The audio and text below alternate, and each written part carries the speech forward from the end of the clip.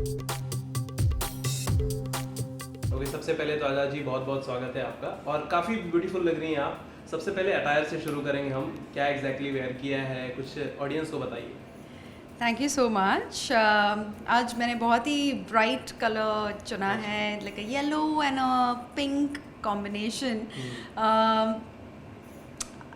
Summers भी है, so bright, and of course summers की वजह से मुझे कुछ हैवी ड्यूटी ट्रेडिशनल नहीं पहनना था। अच्छा। आई वांटेड थोड़ा सा हल्का फुल्का जिसमें गर्मी भी नहीं लगे, राइट। सो इसलिए मैंने ये चुना अच्छा, है। फेवरेट कलर कौन सा है आपका, अगर मैं बात करूँ? मेरा फेवरेट कलर है ब्लैक अच्छा। एंड वाइट, अच्छा, बट कुछ ब्लैक बहुत ज़्यादा। मेरे कबर्ड में आपको सिर्फ ब्लैक ही ब्लैक दिखेगा। अच्छा, कुछ रीज़न है उसके पीछे? ब्लैक?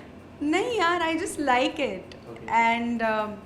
एंड डेस्टिनी ऑल्सो मुझे काली नागिन बना दिया, तो I only had to wear black, तो that was also a good thing.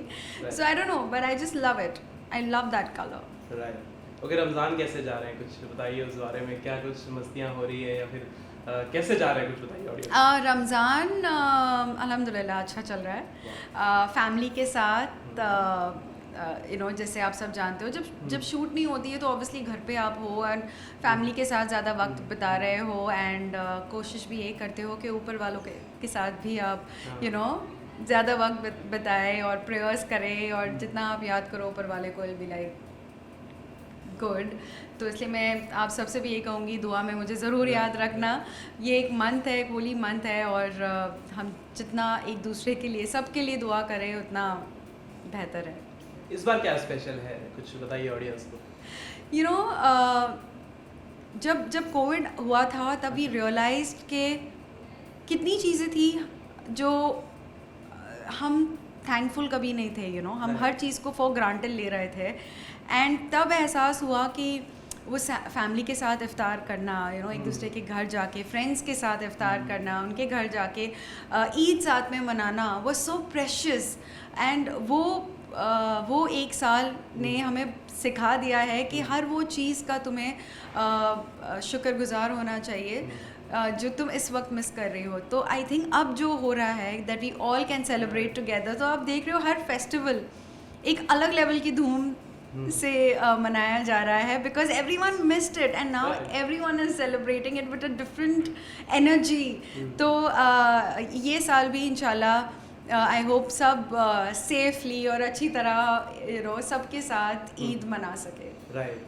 और उन लोगों को क्या सजेशन है जो रमज़ान में फास्टिंग कर रहे हैं, जैसे कि बोलते हैं रोज़ा कर रहे हैं, और इतनी ज़्यादा गर्मी में भी उन लोग लगे हुए हैं, पूरी ईमानदारी से रोज़ा कर रहे हैं, उन लोगों को क्या सजेशन है, क्या सजेशन देंगी आप? आई थिंक सिर्फ यही नहीं, in fact even if you go to Middle East या कहीं भी, गर्मी सब जगह है, और हम तो घर पे रहते हैं, तो हम तो ओके है, हम घर में हैं, एसी में हैं, so it's okay. But there are कुछ फार्मर्स भी हैं, कुछ लेबरर्स भी हैं, कुछ काम कर रहे हैं, फील्ड वर्क कर रहे हैं, जो फील्ड में वर्क कर रहे हैं, वो सब भी रोज़ा है। तो मतलब really I pray for everyone कि सब हेल्दी रहे, उनका रोज़ा अच्छे से जाए, because everyone in the end of the day we are all doing it for ऊपर वाला एंड फॉर आवरसेल्व्स।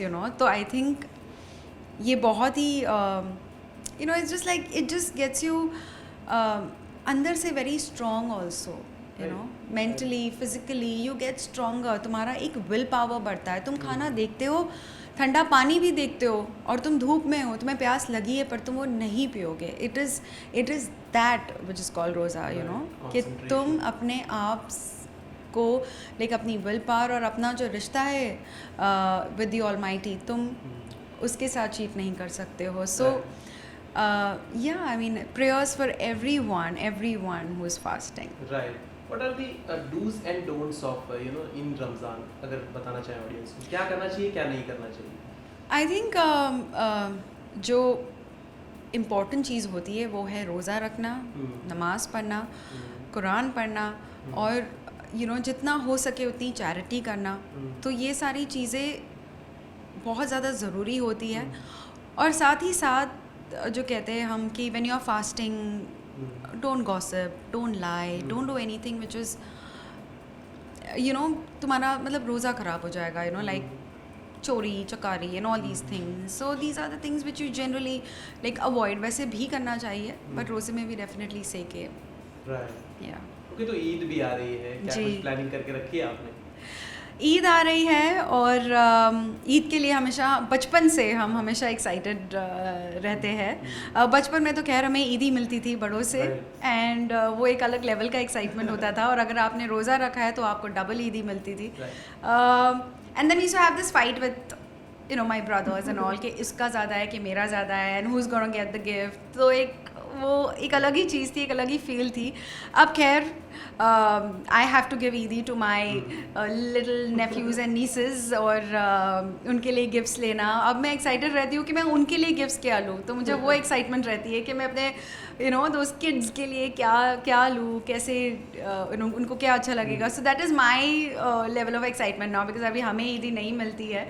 सो वो करती हूँ एंड मैं खुद क्या पहनूंगी वो भी अभी डिसाइड करना बाकी है. अब तक मैंने किया नहीं है.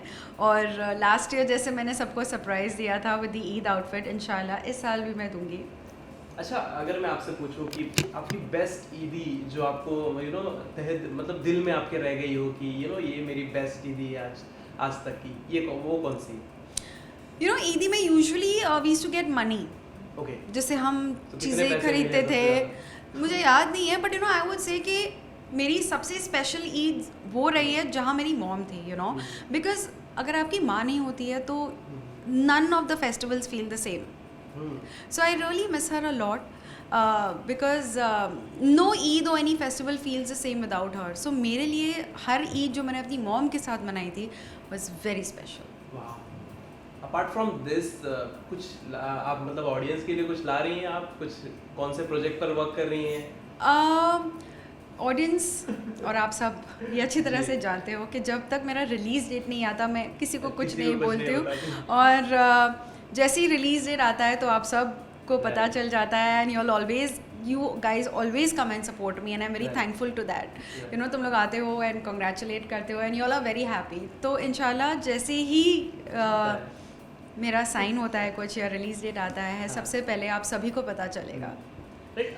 अगर मैं आपसे पूछूं आपका ड्रीम रोल क्या है? अगर ये जॉनर है, वो जॉनर है, कौन सा जॉनर आपको सबसे ज़्यादा अच्छा लगता है? किसमें आपकी रुचि सबसे ज़्यादा है?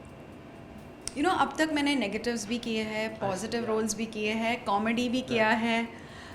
Now I want to I really like watching period drama. जैसे फैंटेसी होता है, पीरियड ड्रामा होता है, वो टीटी में मुझे बहुत अच्छा लगता है. या those fight sequences and all, I mean I love it.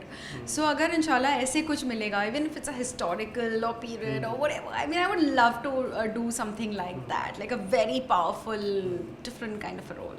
Right. अगर मैं आपसे पूछूँ अदा कि आपकी लाइफ में या फिर आपके करियर में who has been your constant supporter? आपके constant supporter कौन थे? तो वो कौन होंगे? Besides family?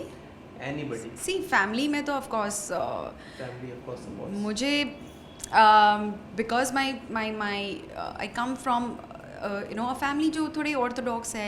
come from a very orthodox Muslim family. तो मैं ही एक हूँ जो ग्लैमर फील्ड में हूँ मेरी फैमिली में. Otherwise everyone wears a hijab in my family.